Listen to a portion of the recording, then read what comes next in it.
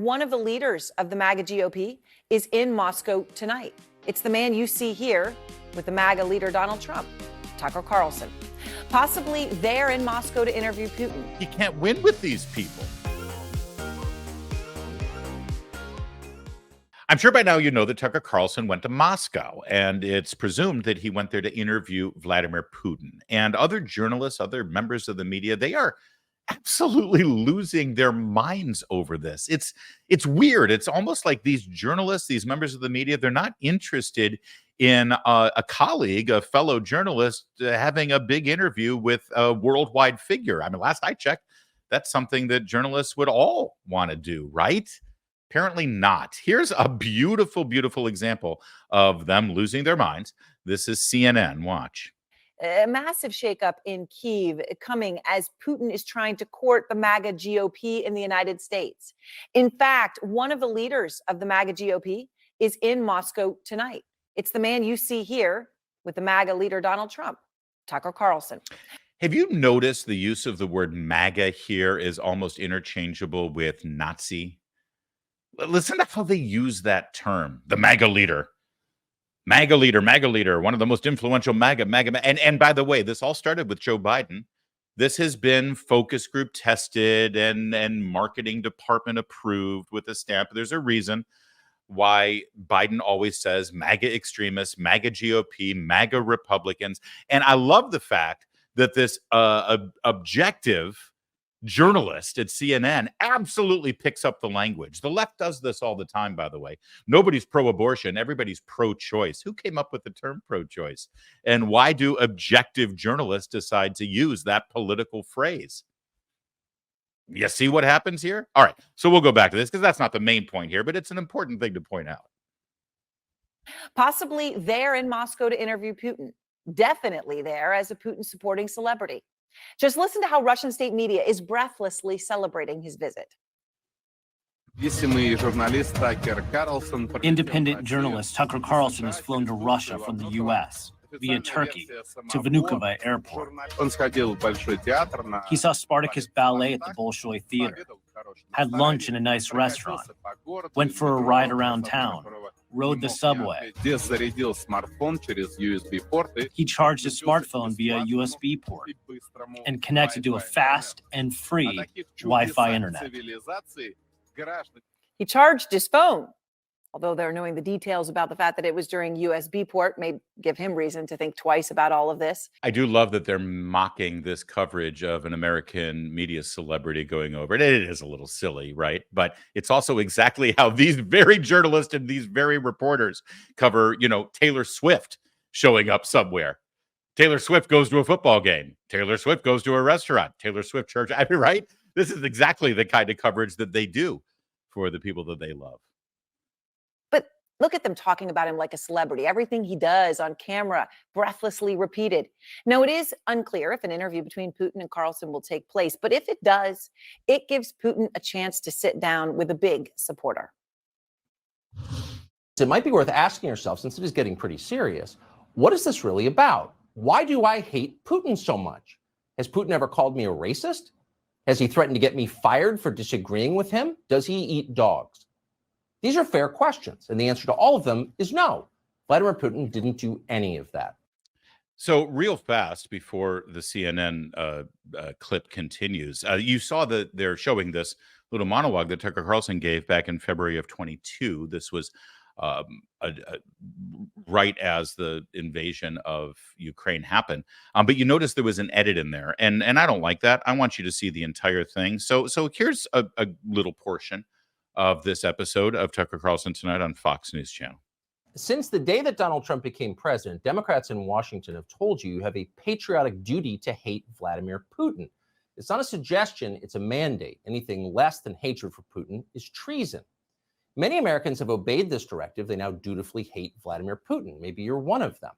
Hating Putin has become the central purpose of America's foreign policy. It's the main thing that we talk about. Entire cable channels are now devoted to it. Very soon, that hatred of Vladimir Putin could bring the United States into a conflict in Eastern Europe. So that's kind of interesting context, isn't it, to what Tucker Carlson says next? They showed you what he says next, and you'll see it in its entirety. But the context of it is, boy, it sure seems like they're marching us into this conflict too. You saw the clip we just shared with you yesterday from Chuck Schumer saying, if you don't give us this Ukraine funding and Putin wins, then we'll be fighting in a NATO country next. The American people won't want that. Sure would be a shame for your sons and daughters in the military to have to go lose their lives in Europe. So give me my Ukraine funding now. So, I mean, it's fascinating that CNN edited that part out of the Tucker Carlson clip. Kind of important context, don't you think? But there's more. What is this really about? Why do I hate Putin so much? Has Putin ever called me a racist? Has he threatened to get me fired for disagreeing with him? Has he shipped every middle-class job in my town to Russia? Did he manufacture a worldwide pandemic that wrecked my business and kept me indoors for 2 years? Is he teaching my children to embrace racial discrimination? Is he making fentanyl? Is he trying to snuff out Christianity? Does he eat dogs? These are fair questions, and the answer to all of them is no. Did you notice the stuff that CNN edited out? You know, the stuff about keeping you locked in and ruining your life over the pandemic and teaching your children to hate their own race and to be racially divided and poisoning people with fentanyl. That CNN decided to leave out of the Tucker Carlson monologue. Listen, this segment goes on for another 5 or 6 minutes from February of 2022. It's out there. You can watch it yourself. But I thought it was important to share that context and all of what CNN decided to edit out. And by the way, just for the record, Tucker Carlson is an opinion journalist. He's paid to express his opinion about things. He has said in the past that if push comes to shove, he's probably more on Russia's side than on Ukraine's side. I don't think I would say the same thing, but guess what? That doesn't mean that either of us are necessarily wrong, and it certainly doesn't mean that one of us has the only opinion that's allowed to be said in this country, especially if you're a journalist who's paid to give their opinion. Which brings us back to CNN, because they really don't think that certain opinions are allowed to be expressed. I'll actually always remember watching that clip. I was standing in Ukraine 48 hours before the war began there. Well, Carlson then stood by Putin consistently all the way through. And that is why he can go to Moscow now without any fear of being summarily imprisoned. He's a hero. This was Putin's mouthpiece in the United States, somebody who had turned a blind eye to the atrocities committed by Putin because they were happening far away. Once vibrant towns turned to ruins, mass graves with dozens of bodies in the Kyiv suburbs, a theater full of innocent women and children sheltering, bombed, despite the giant world children written on the roof. More than 200,000 Ukrainian soldiers killed or injured. I hate that all of these innocent people have died in this war, too. In fact, I've been on the record asking why we don't encourage a ceasefire. Years ago, those of us who step forward and say, shouldn't we try to negotiate a ceasefire? This seems to be a stalemate. This seems to be a quagmire. We're just stuck with the same borders and the same incursion, and people are dying. Maybe instead of continuing to fund the war effort, we should actually force the Russians to the negotiating table. And by expressing that, by expressing the fact that you want the war to end and you want those women and children to be saved, you're actually on Putin's side. You're taking Putin's side by calling for a ceasefire. You can't win with these people. Now, it is fascinating to me that journalists are immediately condemning Tucker Carlson for doing the job of journalism. The job of journalism is to go where the story is, and you can't tell me that Vladimir Putin is not a major story in the world and has been for quite some time. And don't you pick up on a tinge of jealousy here from Erin Burnett and all of her colleagues who are condemning Tucker Carlson for going to Moscow and having this interview? You know, he can go there and he won't get persecuted like I will. Well, I don't know that it's a fact that she will get persecuted if Moscow agrees to an interview. I don't think Tucker Carlson has just gone there without a prearranged interview with Vladimir Putin, right? And I don't think that CNN would send Erin Burnett to Moscow unless they had an approved interview. Here's the point. They haven't even tried, because there's certain levels of news and information that they just refuse to pursue, which, by the way, isn't really journalism. What's happened with these people? I mean, there was a time when interviewing Vladimir Putin was just fine. It was celebrated. Here's a great meme that's circulating out there, and like most great memes, it's true, Barbara Walters interviewing Vladimir Putin. George Stephanopoulos interviewing Vladimir Putin. Charlie Rose interviewing Vladimir Putin. Journalists, great journalists, all three of them. Tucker Carlson, it's treason. They've been saying they shouldn't even let Tucker Carlson back into the country. It's insane. Listen, I'm not going to criticize Tucker Carlson for this interview until I see what the interview actually looks like. Is that a weird position to take? Is there something wrong with that? I trust Tucker Carlson's news judgment. I actually think that he's a great journalist. He's a great interviewer.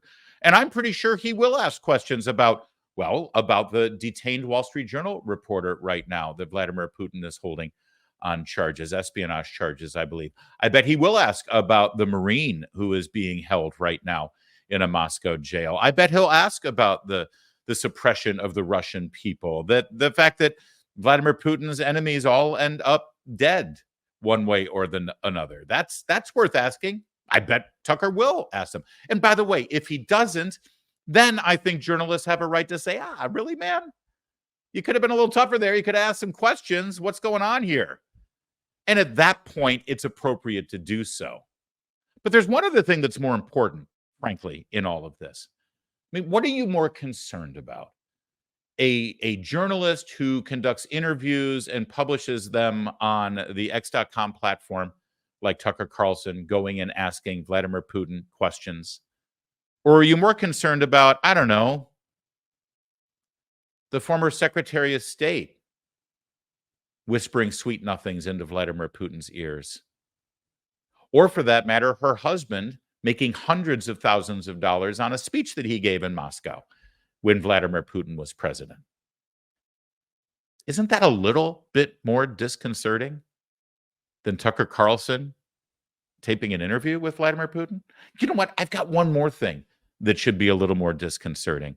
How about a sitting president of the United States promising the prime minister of Russia that if he could just get him through his re-election in 2012, he'd have a lot more flexibility on the world stage. Remember this moment? It's my last election for you. Yeah. After my election, I have more flexibility. Yeah. And I transmit this information to Vladimir. I'll transmit this information to Vladimir, he said. That would be Vladimir Putin. That's Barack Obama asking Medvedev to deliver a message to Vladimir Putin. Give me a break here. Don't do anything right now. This is my last election. After I'm reelected, then I'll have more flexibility. Of course, in that reelection, he was challenged on his position and stance with Vladimir Putin and Russia by the Republican nominee, Mitt Romney. And you'll remember at the debate, Barack Obama said, Mitt, the 80s are calling. They want their foreign policy back. Russia's not a threat. Russia's not a problem. What's wrong with you? You're stuck in the Cold War. I'm the hip, cool Barack Obama, and I know that Russia isn't a problem anymore. Because he had a lot of flexibility there leading up to the election. Of course, right after he was reelected, what happened? Oh, yeah. Vladimir invaded Crimea. And Barack Obama, who mocked Mitt Romney over his old-fashioned Reagan-like Cold War foreign policy, Barack Obama did nothing. Absolutely nothing. So yeah, go ahead and freak out about Tucker Carlson having an interview with Vladimir Putin and being his pawn and being his puppet. And if you don't like it, go ahead and express your concern. Me, frankly, I'm a little more concerned over the President of the United States and his Secretary of State being cozy with Vladimir Putin and letting them walk all over Ukraine without answering and doing a damn thing about it.